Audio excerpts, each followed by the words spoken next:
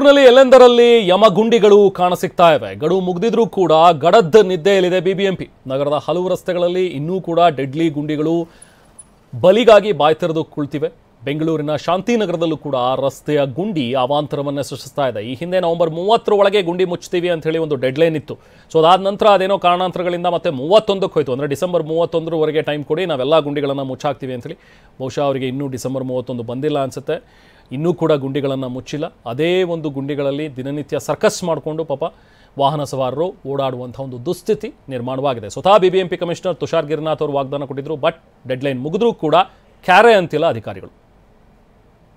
ನಾವು ಪ್ರತಿನಿಧಿ ಕಿರಣ್ ಸೂರ್ಯ ಈ ಜಾಗದಿಂದ ಒಂದು ಪ್ರತ್ಯಕ್ಷ ವರದಿ ಕೊಟ್ಟಿದ್ದಾರೆ, ಬನ್ನಿ ನೋಡೋಣ. ನವೆಂಬರ್ 30ರೊಳಗಾಗಿ ಬೆಂಗಳೂರಿನಲ್ಲಿರುವಂಥ ಎಲ್ಲ ಗುಂಡಿಗಳನ್ನು ಮುಚ್ತೀವಿ ಅಂತೇಳಿ ಮೊದಲ ಬಾರಿಗೆ ಒಂದು ಡೆಡ್ಲೈನನ್ನು ಕೂಡ ಬಿಬಿಎಂಪಿ ಕೊಟ್ಟಿತ್ತು. ನವೆಂಬರ್ 30 ಕಳಿತು. ಡಿಸೆಂಬರ್ 31ರೊಳಗಾಗಿ ರಾಜಧಾನಿ ಬೆಂಗಳೂರಿನಲ್ಲಿರುವಂಥ ಎಲ್ಲ ಗುಂಡಿಗಳನ್ನು ಕೂಡ ಮುಚ್ತೀವಿ ಅಂತೇಳಿ ಎರಡನೇ ಡೆಡ್ಲೈನನ್ನು ಕೊಟ್ಟಿತ್ತು. ಆದರೂ ಕೂಡ ಇಲ್ಲಿವರೆಗೂ ಯಾವುದೇ ಥರವಾದಂಥ ಗುಂಡಿಗಳನ್ನು ಮುಚ್ಚಲಿಕ್ಕೆ ಬಿಬಿಎಂಪಿ ಮುಂದಾಗಿಲ್ಲ. ಆ ನಿಟ್ಟಿನಲ್ಲಿ TV9 ಕೂಡ ರಿಯಾಲಿಟಿ ಚೆಕ್ಗೆ ಮುಂದಾಗಿರುವಂಥದ್ದು. ಎಷ್ಟು ಗುಂಡಿಗಳನ್ನು ಮುಚ್ಚಿದ್ದಾರೆ, ಎಷ್ಟು ಗುಂಡಿಗಳು ಹಾಗೆ ಇದ್ದಾವೆ ಅಂತೇಳಿ ಸದ್ಯ ನಾನೀಗ ಶಾಂತಿನಗರ ವಿಧಾನಸಭಾ ಕ್ಷೇತ್ರದಲ್ಲಿರುವಂಥ ಸುಬ್ಬಣ್ಣ ಗಾರ್ಡನ್ನಲ್ಲಿರುವಂಥ ಒಂದು ಬನ್ನೇರುಘಟ್ಟಕ್ಕೆ ಸಂಪರ್ಕ ಕಲ್ಪಿಸುವಂಥ ಬನ್ನೇರುಘಟ್ಟ ರಸ್ತೆಯಲ್ಲಿದ್ದೀನಿ. ನಾನು ನಿಮಗೆ ತೋರಿಸ್ತಾ ಇದ್ದೀನಿ ದೃಶ್ಯಗಳಲ್ಲಿ. ಎಷ್ಟು ಮಟ್ಟಿಗೆ ಗುಂಡಿ ಇದೆ ಅಂತ ಹೇಳಿದ್ರೆ ಈ ಒಂದು ರಸ್ತೆ ಎಲ್ಲಿದೆ, ಗುಂಡಿ ಎಲ್ಲಿದೆ ಅಂತ ಕೂಡ ಗೊತ್ತಾಗೋದಿಲ್ಲ. ಅಷ್ಟರ ಮಟ್ಟಿಗೆ ಗುಂಡಿಗಳಿರುವಂಥದ್ದು. ವಾಹನ ಸವಾರರು ತಮ್ಮ ಪ್ರಾಣವನ್ನು ಕೈಯಲ್ಲಿ ಹಿಡಿದುಕೊಂಡು ಓಡಾಡ್ತಾರೆ. ಕಾರಣ ಏನು ಅಂತ ಹೇಳಿದ್ರೆ ಬನ್ನೇರುಘಟ್ಟದಿಂದ ನಗರದೊಳಗೆ ಸಂಪರ್ಕ ಕಲ್ಪಿಸುವಂಥ ಒಂದು ಪ್ರಮುಖವಾದಂಥ ಒಂದು ರಸ್ತೆ ಕೂಡ ಆಗಿದೆ. ಪ್ರತಿದಿನವೂ ಕೂಡ ಇಲ್ಲಿ ವಾಹನಗಳು, ಸಾವಿರಾರು ವಾಹನಗಳು, ಕಾರು, ಬೈಕುಗಳೆಲ್ಲವೂ ಕೂಡ ಸಂಚಾರವನ್ನು ಮಾಡುತ್ತೆ. ಆದರೆ ಇಲ್ಲಿರುವಂಥ ಗುಂಡಿಗಳನ್ನು ನಾನು ನಿಮಗೆ ತೋರಿಸ್ತಾ ಇದ್ದೀನಿ ಎಷ್ಟರ ಮಟ್ಟಿಗೆ ಅಂತ ಹೇಳಿದ್ರೆ ಕನಿಷ್ಠ 4ರಿಂದ 5 ಇಂಚುಗಳಷ್ಟು ಆಳ ಇರುವಂಥ ಗುಂಡಿ. ಅಗಲ ಅಂತೂ ನಾನು ಹೇಳೋದೇ ಬೇಡ, ನಿಮಗೆ ನೀವೇ ದೃಶ್ಯಗಳಲ್ಲಿ ನೋಡ್ತಾ ಇದ್ದೀರಿ ಎಷ್ಟರ ಮಟ್ಟಿಗೆ ಅಂತ ಹೇಳಿದ್ರೆ ಜಂಪಿಂಗು ಜಪಾಂಗು ಅಂತೇಳಿ ವಾಹನ ಸವಾರರು ಆ ಕಡೆಯಿಂದ ಈ ಕಡೆ, ಈ ಕಡೆಯಿಂದ ಆ ಕಡೆ ಈ ಗುಂಡಿಗಳನ್ನು ತಪ್ಪಿಸ್ಲಿಕ್ಕೆ ಓಡಾಡ್ತಿದ್ದಾರೆ. ಕಾರಣ ಏನು ಅಂತ ಹೇಳಿದ್ರೆ ಗುಂಡಿಗಳಲ್ಲಿ ಇಳಿದ್ರೆ ವಾಹನ ಮೇಲೆ ದೊಳೋದು ಕಷ್ಟ. ಹಿಂದೆಯಿಂದ ವಾಹನಗಳು ಯಾವುದಾದ್ರು ಹೆವಿ ವೆಹಿಕಲ್ಲು ಡಿಕ್ಕಿ ಹೊಡೆದು ಪ್ರಾಣವನ್ನು ಕಳೆದುಕೊಳ್ಳುವ ಒಂದು ಆತಂಕದಿಂದ ವಾಹನ ಸವಾರರು ಆ ಕಡೆಯಿಂದ ಈ ಕಡೆ, ಈ ಕಡೆಯಿಂದ ಆ ಕಡೆಗೆ ಗುಂಡಿಗಳನ್ನು ತಪ್ಪಿಸ್ಲಿಕ್ಕೆ ಓಡಾಡ್ತಾರೆ.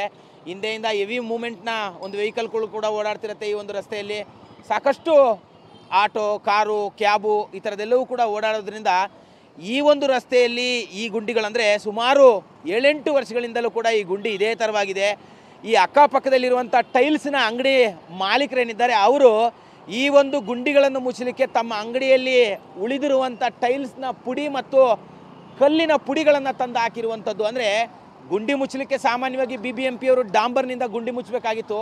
ಆದರೆ ಅವರು ಗುಂಡಿ ಮುಚ್ಚಿದ ಹಿನ್ನೆಲೆಯಲ್ಲಿ ಇಲ್ಲಿರುವಂಥ ಅಕ್ಕಪಕ್ಕದ ಟೈಲ್ಸ್ ಅಂಗಡಿ ಮಾಲೀಕರೇನಿದ್ದಾರೆ ಅವರು ಈ ಒಂದು ಟೈಲ್ಸ್ ಕಲ್ಲು ಪುಡಿಗಳನ್ನು ಹಾಕಿ ಗುಂಡಿಗಳನ್ನು ಮುಚ್ಚಲಿಕ್ಕೆ ಮುಂದಾಗಿರುವಂಥದ್ದು. ವಾಹನ ಸವಾರರು ಎಷ್ಟು ಮಟ್ಟಿಗೆ ಅರಸಾಸವನ್ನು ಎದುರಿಸ್ತಿದ್ದಾರೆ ಅಂತೇಳಿ ನಾನು ನಿಮಗೆ ತೋರಿಸ್ತಾ ಇದ್ದೀನಿ. ಅಲ್ಲಿಂದ ಬರುವಂಥವ್ರು ಅಲ್ಲಿ ರೋಡ್ ಚೆನ್ನಾಗಿದೆ, ಅಲ್ಲಿಂದ ಈ ಕಡೆ ಪಾಸ್ ಆಗಬೇಕು ಅಂತ ಹೇಳಿದ್ರೆ ಸಾಕಷ್ಟು ಸಂಕಷ್ಟವನ್ನು ಎದುರಿಸಬೇಕಾಗತ್ತೆ. ಈ ಗುಂಡಿಯಿಂದ ತಪ್ಪಿಸ್ಕೊಂಡು ಸೇಫಾಗಿ ಆಫೀಸ್ಗೋ ಮನೆಗೋ ಹೋದರೆ ಸಾಕಪ್ಪ ಅನ್ನೋಷ್ಟರ ಮಟ್ಟಿಗೆ ಈ ಒಂದು ಗುಂಡಿಯ ದುಸ್ಥಿತಿ ಇರುವಂಥದ್ದು.